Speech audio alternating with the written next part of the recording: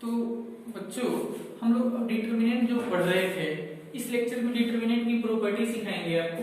Determinant की basically 6 या 7 हमारे पास प्रॉपर्टी है, उसको नंबर करके हम लोग लिखेंगे। और देखिए सबसे नंबर 1 प्रॉपर्टी क्या करता है।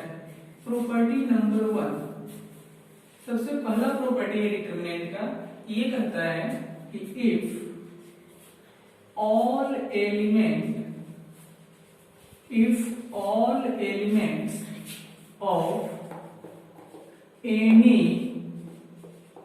one row or column is zero, then value of determinant को देखिए डेल्टा भी कहते हैं, then value of determinant is zero।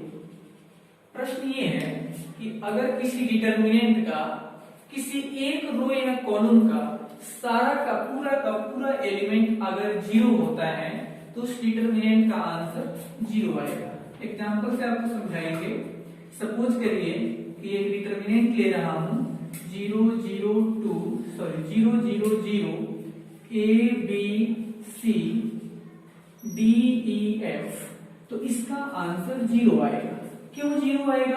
तो देख लीजिए, अगर आप इसको R1 के अलोंग एक्सपेंड करेंगे तो जीरो अपने माइनर को जीरो कर देगा, ये जीरो अपने माइनर को जीरो कर देगा और ये जीरो भी अपने माइनर को जीरो कर देगा।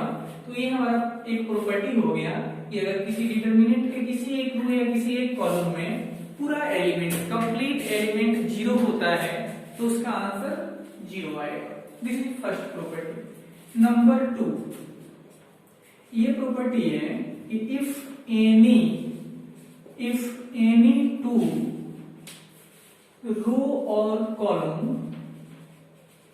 इफ एनी टू रोज और कॉलम्स आर आइडेंटिकल, आइडेंटिकल को कभी कभी प्रोपोर्शनल भी बोलते हैं। एनी टू रो और columns are identical or proportional, then the value of determinant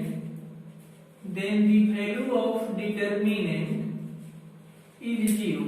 यानी किसी भी डिटरमिनेंट में अगर दो रो या कॉलम प्रोपोर्शनल है और आइडेंटिकल है तो उसका आंसर जीरो आएगा। फॉर एग्जाम्पल के लिए आपको मैं एक एग्जाम्पल दे दूं। सपोज करिए a b c d e f a b c, तो इसका आंसर जो है जीरो होगा।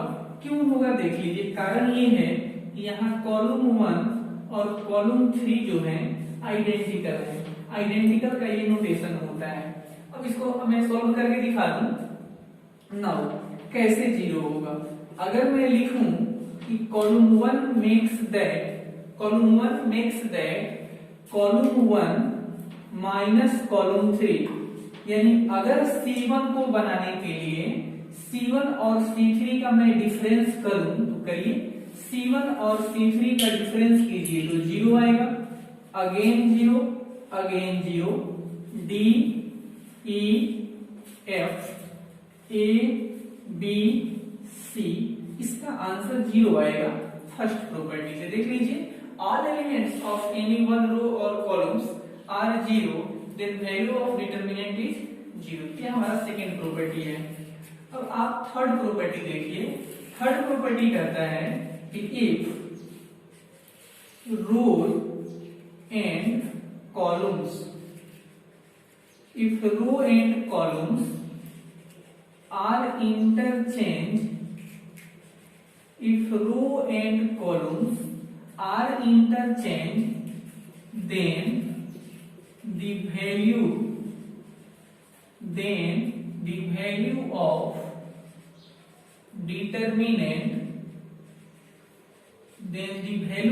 determinant is unaffected। अगर रो और कॉलम को अगर आप इंटरचेंज करेंगे तो उस डिटरमिनेंट के रिजल्ट पे कोई इफेक्ट नहीं आएगा।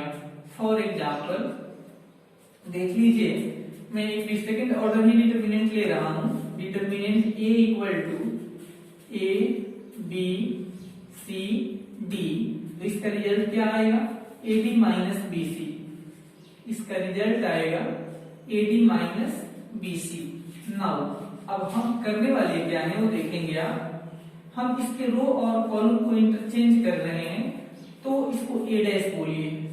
तो फर्स्ट रो फर्स्ट कॉलम में बदल जाएगा और सेकंड रो सेकंड कॉलम में बदल जाएगा। तो इसका आंसर कितना आया? AD minus BC। और जब रो और कॉलम को आप इंटरचेंज करते हैं उसको हम लोग ट्रांसपोज बोलते हैं। उसको उसके इंडेक्स के जगह पे T से डिनोट करते हैं, डिफाइन करते हैं। तो इस दोनों को मिलाकर मैं क्या लिख सकता हूं? That is determinant of A equal to determinant of A transpose. ये एक प्रॉपर्टी है, जब आप प्रॉब्लम सॉल्व करेंगे, एमसीक्यू प्रॉब्लम सॉल्व करेंगे, वहां पे ये आपको हेल्प करेगा। The value of a determinant and its transpose must be same. किसी डिटर्मिनेंट का वैल्यू और उसी मैट्रिक्स के ट्रांसपोज का डिटर्मिनेंट दोनों बराबर होता है। आइए एक और प्रॉपर्टी लिखें यहीं पे, यहां लिख लेंगे हम। नेक्स्ट प्रॉपर्टी देखिए, ये प्रॉपर्टी कहता है कि इफ एनी टू रो और columns are interchange, if any two rows or columns are interchanged, then the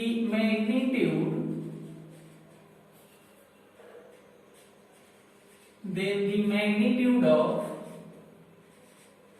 determinant is same, but its sign gets changed। For example देखिए आप, हमने लिख रखा है कि किसी डिटर्मिनेंट में दो रो या कॉलम्स को अगर आप इंटरचेंज करेंगे, अदल बदल करेंगे, तो डिटर्मिनेंट का आंसर तो उतना ही आएगा, लेकिन उसका साइन चेंज हो जाएगा। इसी बात को मैंने लैंग्वेज में लिखा है। एग्जाम्पल्स मैं आपको बता दूं। हम एक डिटर्मिनेंट ले रहे हैं A equal to ABCD, result क्या आएगा? AD minus BC। नाउ अब हम क्या करते हैं, R1 को R2 से रिप्लेस करेंगे, इन R1 के जगह R2 और R2 के जगह R1 बना देंगे। तो देख लीजिए क्या आएगा, R1 के जगह R2 यानी CD AB, तो इसका रिजल्ट क्या आएगा? BC minus AD। इसको लिखोगे क्या? अगर माइनस कॉमन करेंगे तो AD माइनस BC। तो देख लीजिए, ये जो रिजल्ट था इसका साइन चेंज हो गया, पहले प्लस साइन में था, अब माइनस साइन में आ गया। तो ये हमारे पास ये भी प्रॉपर्टी काफी यूजफुल है कि अगर किसी डिटर्मिनेंट के दो रो या कॉलम्स को आप इंटरचेंज करेंगे तो उसका वैल्यू सेम रहता है, बट उसका साइन चेंज हो जाता है। तो नेक्स्ट प्रॉपर्टी हम इसमें बात करने वाले हैं कि अगर किसी डिटर्मिनेंट के हर एलिमेंट में अगर किसी कांस्टेंट से मल्टीप्लाई करें तो क्या इफेक्ट आता है वो देखिएगा। लिखेंगे if each element of a determinant is multiplied by any constant, then the result is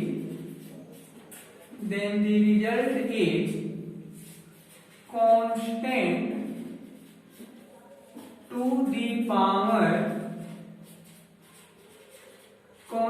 to the power order of determinant and product of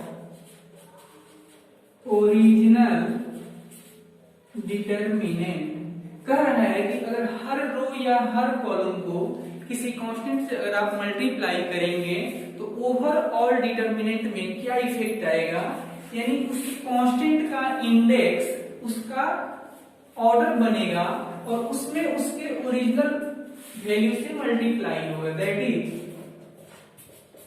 एक डिटर्मिनेंट आप देखिए a equal to ABC DEF GHI, आप R1 R2 R3 सब में multiply कर दीजिए k से, यानी कि determinant a equal to KA KB KC KD KE KF KG KH KI, हर एलिमेंट को किसी कांस्टेंट से जब मल्टीप्लाई किया गया है तो देखिए क्या रिजल्ट आएगा। R1 से k कॉमन करो, R2 से करो तो k स्क्वायर, R3 से करो तो k का पावर 3, ABC DEF GHI बन गया। यानी ये ओरिजिनल डिटर्मिनेंट है और ये कांस्टेंट का पावर क्या आ गया, इसका ऑर्डर आ गया मैट्रिक्स का। तो ये हमारा प्रॉपर्टी था। नेक्स्ट प्रॉपर्टी हम बात करने वाले हैं, देखिए कि अगर किसी डिटर्मिनेंट में कोई एक रो या एक कॉलम ऐसा आ रहा है जिसमें सम ऑफ एलिमेंट है, sum of 2 element, sum of 3 element, तो उस डिटर्मिनेंट को sum of 2 determinant, sum of 3 determinant में कैसे एक्सप्रेस किया जाता है, सीखिए मेरे से। if any row or column contains sum of 2 or more elements, if any row or columns contains sum of 2 or more elements, then the determinant can be expressed, then the determinants can be expressed as sum of 2 or more determinants। अगर किसी एक रो या column में सम of elements हैं तो उसको हम सम of determinant में एक्सप्रेस कर सकते हैं। फॉर एग्जाम्पल देख लीजिए, यहां हमने लिया a plus alpha, b plus beta, c plus gamma. यहां हम ले रहे हैं, सपोज कर लीजिए k p c r p f, हमने एक डिटर्मिनेंट लिया यहाँ पे।